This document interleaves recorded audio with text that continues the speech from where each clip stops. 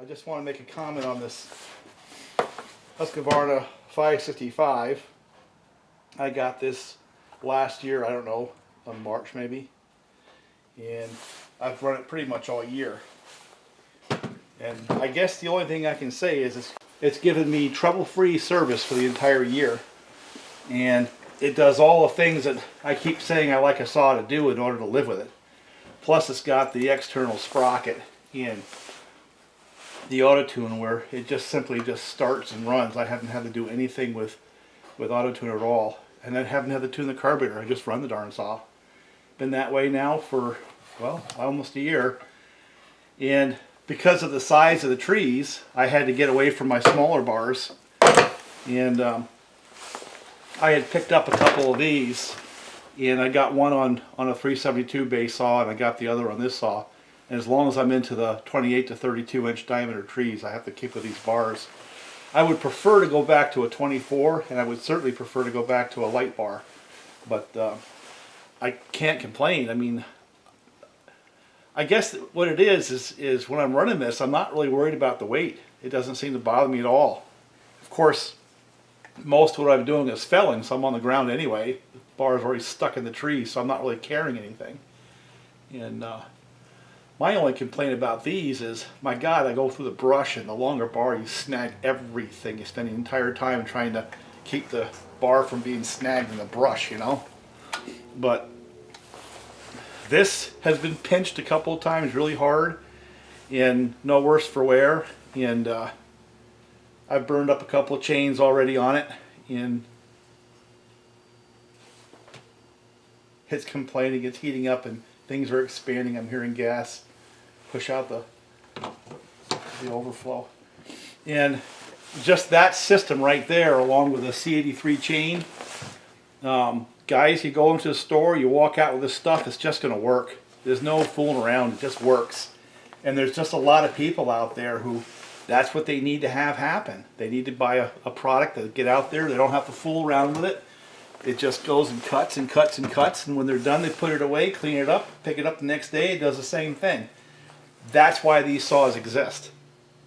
I've got a 572 I might break out at some point, but every time I start thinking about doing that, I get on this saw and go cut another tree down and have that bar stuffed all the way in that tree, all 28 inches of it, and it's just got all the power I need. It's not as fast as a 572 maybe, but it's got enough lower end pull in the lower part of the RPM range to cut quite effectively with the stock grind on the C83 and that bar. So, you know, it's one of those things where if I'm thinking hobby, I want to go get my other saws. I want to get a hobby saw or try something different. But especially this last month, I don't really know how to get this across. It was rough because it was so muddy. I mean, I was taking a couple of hours to get one tree down and up and out, just simply because I had to fight the mud. And it was cold, it was wet, it was muddy, everything was dirty. And a couple of things kind of came to mind when I was out there is, one is, thank God I had this saw. None of my hot rod saws with either an open air filter or an open pipe are really suited to that type of work, because the snow's going to get in there, the mud's going to get in there, and it's not going to be good for the saw. And I like the lower profile, just simply when you're in that slippery stuff. The smallest package I can deal with is better than the larger one.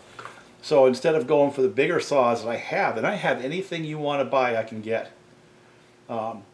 This kind of was that package of the size configuration, the power configuration.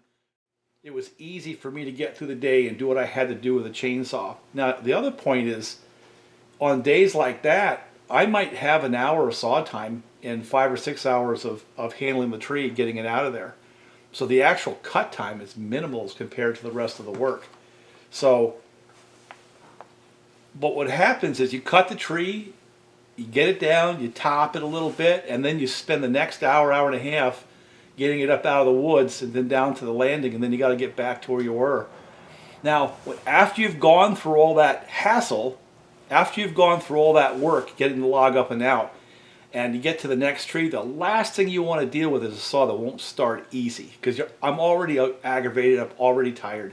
So the saws that start quickly and easily and let me get into the next tree, and not make me have to work around the saw, that's the definition of win. And the 565 is that for me. There's a bunch of pro level saws that will do that, I'm sure. It's just this is the one that I've kind of settled on just based on the work I have.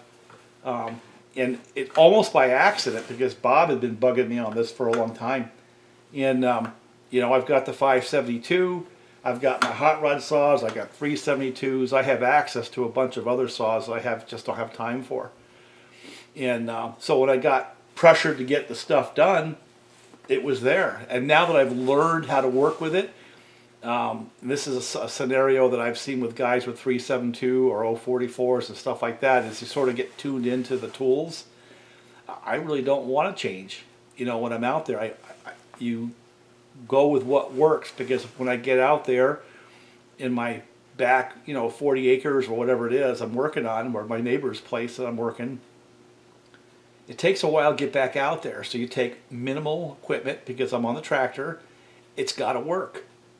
So back to the premise. This has worked for me beautifully. It's held an edge pretty well in that muddy stuff. These X-Tough bars, man, I'll tell you what, I've reefed on them. I had it bent where I had the bar in one tree where I had cut the hinge a little too much, and the tree collapsed on the bar. And that saw was bouncing on that bar like this. I'm like, oh man, it's going to bend that thing. And I used wedges to jack things up a little bit, and I was able to muscle it out, and I pulled hard. And there's no worse for wear, there's no bend on that bar. And that tip didn't get crushed, didn't get hurt. So it's a tough bar. So, I mean, when you throw away all the nitpicking we do online, and the guys just spend endless hours picking over a half a second, you just have to get a product that works.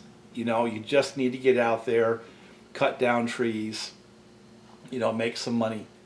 A saw like this is absolutely the way to go versus any one of the hobby type saws. Now, having said that, made my spiel, love this saw, I would buy another one in a heartbeat.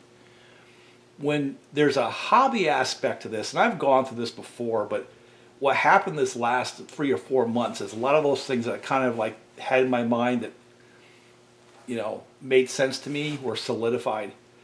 Is every once in a while I want to take a hot rod out there, and I want to have fun. And that's, you're doing work, but it's also fun because it's fun running the fast saw. And so, yeah, my ported saws from time to time, or my antique saws from time to time, mixing that in adds a little bit of fun to what would normally just be a drudgery work thing, and allows me to enjoy the situation in the hobby, and also enjoy some of the work that you've done with tweak saws. That's very, very important. It's also very valuable. But like last month, I didn't have it in my heart. I didn't have it. It wasn't something that I could really do. I needed to be out there with just a boring tool and get it done. Got out the other side. Now the ground's froze, and I got a couple loads out. I've paid for this stuff many times over already. I may go grab one of my little hot rod saws for an afternoon and have fun with it. And then how quick it is and throttle response and all that crap matters. But man, I'll tell you what, the last few weeks, the only thing that mattered to me was, after fighting my way to the trees, it had to start. It had to start easy. It had to cut. The tree had to get on the ground. I had to be able to go out there and top it, get the thing back in the bucket, and then get the tree up and out. The saw time was minimal, but it was critical. It had to work. This stuff is what you buy. This is the stuff you use. All the other stuff goes to the plan B and to the fun. And I just don't know how to put that to words, how profound that is. And I'm sure there's a lot of people out there who have the same kinds of feelings when they see all these, my saw is better than yours because it has a half a second more, or it makes a little different noise, or has a different kind of a muffler. And I get it. I really do. But I'll tell you what, as much as you have those saws and have fun with them, you better have something like this if you actually got to go out and make a living. I guess that's my point. And square ground chain, same thing. I mean, it was really sharp, and when I was up like bucking logs and stuff like that, or cutting up stuff for firewood, limbing it out, that was really good stuff. And there was a fella who did a really good job sharpening it.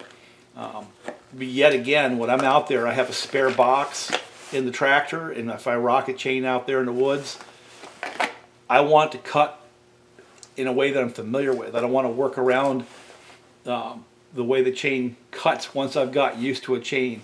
But with the bore cutting in particular, the smooth cutting chains allow me to be a little bit less critical in how I start my bore cut, and also when I'm plunging through the tree. The C83 cuts smooth. It's well engineered. The custom grind chains, they may cut better when I'm doing like this, but so far every one of them has been a little bit snatchy, grabby type when I try to plunge cut. And yet again, when it's all muddy and I've been out there fighting, I get out to the tree, the last thing I want to do is like adjust how I'm working in order to get the tree down, in order to rationalize some special custom cut chain, you know what I'm saying? And that's again where this box stock, repeatable every time you go to the store stuff really begins to pay off. So I just got to give you my humble opinion. You got to have stuff like this if you're making a living. It's important. But by the same token, you got to have your tweaked modded saw and stuff like that if you want to have fun to break it up.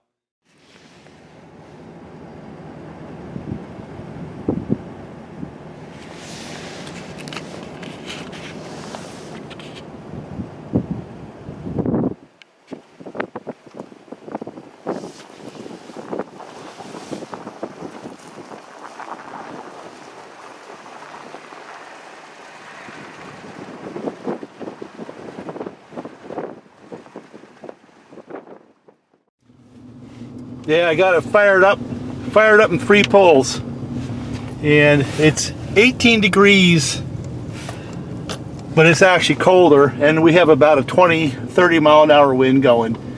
So what I'm going to do is come over here and start blocking up some of these right here, put them in the back for firewood.